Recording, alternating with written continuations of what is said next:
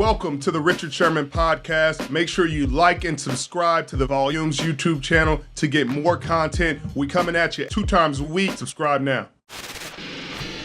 Tell me about the culture. You know, you talked about it a little bit earlier and how that's changed. You know, there's leadership. There's C.J. Mosley been there, you know, with y'all grinding, you know, but you got guys like Quan Alexander came in. You got guys like DJ Reed's come in, veteran guys. Jordan Whitehead has come in. And how have those guys made an impact?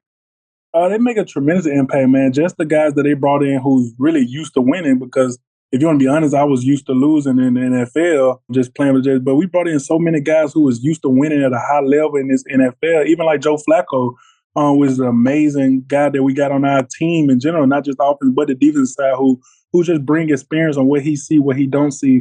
And like you said, like Quan Alexander, a guy who used to winning, who used to doing the right things the right way and off the field and on the field. And just like a lot of guys you just said, there's guys who coming in who used to winning and used to doing the right things in the right way, that can spread throughout the whole entire organization and spread throughout the whole team, and also the coaching staff themselves, man. Like a lot of people just think it's the players, but the coaching staff themselves, man, these coaches is unbelievable.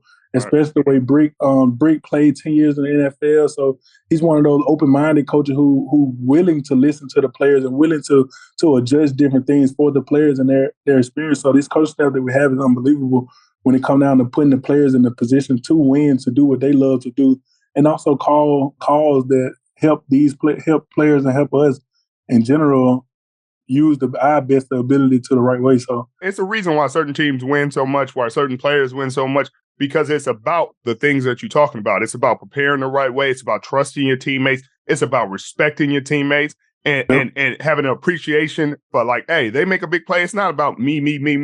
Sure, I'm going to play well. I'm going to do my thing. But I'm going to be just as happy when my teammates make a play, because it's us together. It's a unit. And I think, like you said, you've lost for it. You can see the difference when you win it.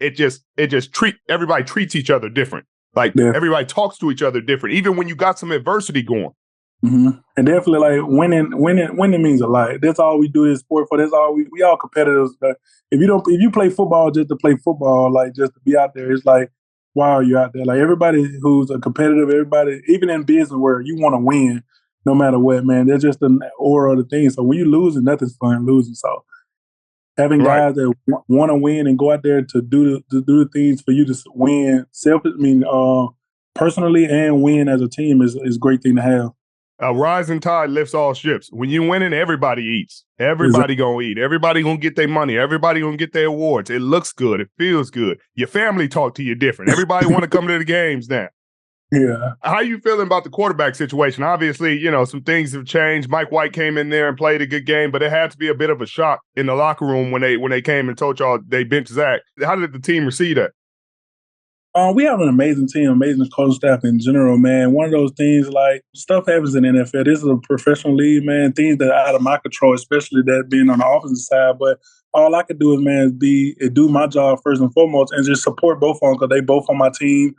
They both a brother of mine. I want to see both of them succeed, no matter who's in and who's out. And I just want to see the offense succeed in general. So from a personal aspect, I can only do what I can control and only support both of them in each and every way.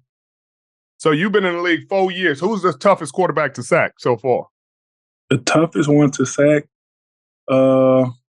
Where you didn't just came free and you just like, bruh, if you don't just sit still so I can get you on the ground. It's funny because I was thinking a lot about Justin Fields when we had to play Chicago last week. So I'm like, oh, man, I'm watching the film and stuff like that. I'm like, oh, man, he's going to be hard to get down. But the toughest one I had to think, you would think, I played Lamar twice. I played Kyler Murray in college. But Josh Allen is so hard to tackle just because he's so physical. Right. And I played him a lot playing for the Jets, and he played in Buffalo. I played him a lot, and he's physical. Like, he'll see you running at him. He'll be like, okay, bet. Like, I'm finna run him over and then throw the ball. Like, so it's one of those things, like, he's a huge physical man, and he's probably one of the hardest guys to sack. So I agree. I mean, we caught him running one time, and he lowered his shoulder pass, and I said, oh, it's a quarterback? Like, you think you about to lower your pass? Like, get going. Bye. Yeah. I said, I woke up, you know, you see the little blinks, and you're like, hey, wait a minute now. Hey, come on. What we doing? How about the comparison between Saban and Saleh? You know, obviously, they 2 different styles of coaching. Sun and the moon. Man, like both of them are unbelievable defensive mind coaches when it come down to just defensive mind and different things like that. Both of them is like want to see you win each and every day. But Coach Saleh is a real personal person when it come down to wanting to see you succeed and celebration and different things like that. Coach Saban is he want to see you succeed and different things like that.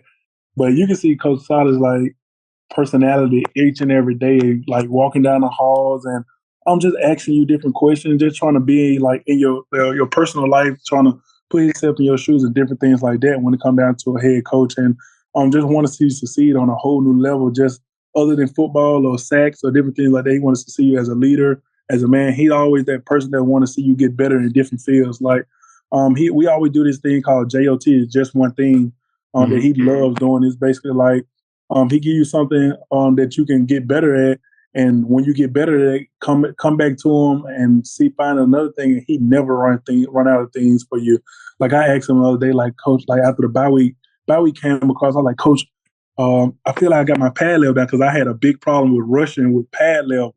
I straight up because I try to learn from Chris Jones all the time. Chris Jones different. Chris Jones, like, man, like I got to get my pad level down. Some and different things like that. He was like, Q, you got your pad level down. Now you can work on attacking the double teams. Like I have a problem with attacking double teams and just staying strong in double teams and stuff like that because I be wanting to make the play so fast that I can tend to get out my gaps and different stuff like that. And it's like, as a coach who really pays attention to all 53 players in that aspect to know each and everybody weakness, and then once they get their weakness or strength, their next weakness, and then their next weakness is like unbelievable as a coach. That is really cool because they deal with a lot. They got a lot on their plate. Yeah, they still sitting there. So it's like for you to know all this stuff about each and every player, that's unbelievable to me. But that's cool, and that's growth on you. You know what I mean? Because it's hard for people to receive coaching sometimes. You know, some dudes be sitting there like, I got all the answers. Like, oh man, he don't think I'm that good. It's like, no, he thinks you're great. He just thinks you could be better than that too. You know, tell me about what makes, because Sauce and Reed, boy, I'll be over here making rap songs about Sauce and Reed. You know what I mean? Like these boys passing on Sauce and Reed, you might need to put down the weed. Throwing it on Sauce and Reed. Like, come on now, we ain't going crazy around here. But tell me what makes them special. Bro, they are unbelievable to me. Just because, like, it's so funny because, like, every time the ball go in the air, it's like, if I don't get a sack or we don't get a sack, it's like, okay, we going to be good, child. So when the ball go in the air, it's like, if it's going to DJ Reed or Sauce, it's like, all right, it's going to be an incomplete pass. And then when the incomplete pass happens, it's like, all right, bet, let's settle down. Let's get our pad level low. Let's rush quick and let rush faster and stuff like that. But having those two guys, man, and especially these unbelievable, especially Sauce. I can speak on Sauce because DJ Reed is definitely a vet, definitely experienced, definitely know a lot of stuff. And he played at Seattle, man, under a great head coach, a great defensive head coach, and know different things like that.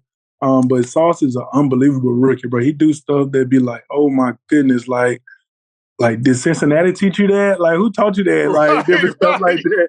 But like, he listens so much, bro. He all the rookies like Jermaine Johnson and Mike Clemens and all those guys on the defensive side, man, just unbelievable rookies that's willing to listen, willing to learn, willing to take that extra step and to learn different more and see how they can get their game better and see what they can do. And they do some unbelievable stuff. Like I tell them too, especially Jermaine Johnson and Mike Clemens and Sauce, like, yo, my rookie, I struggled my rookie year. Like I went to a great school like Alabama and stuff, but I struggled. I had like 2 sacks, 20 tackles my whole entire rookie years. Like everything didn't click for me. It's like for you guys, it is clicking. Like, so you guys keep doing what you're doing and like learn more. And the more experience you guys going, you guys are gonna be unstoppable, bro. And I tell Sauce that like, yo, you is unbelievable as a rookie. Like it is the real deal. Like, but he has a lot of growing, man. He's willing to learn each and every day. And DJ Reed is a guy who teaches him different stuff each and every day. And just having that back end, that veteran back end, that veteran, we got LaMarcus Joyner, who's a veteran guy who knows different stuff like that.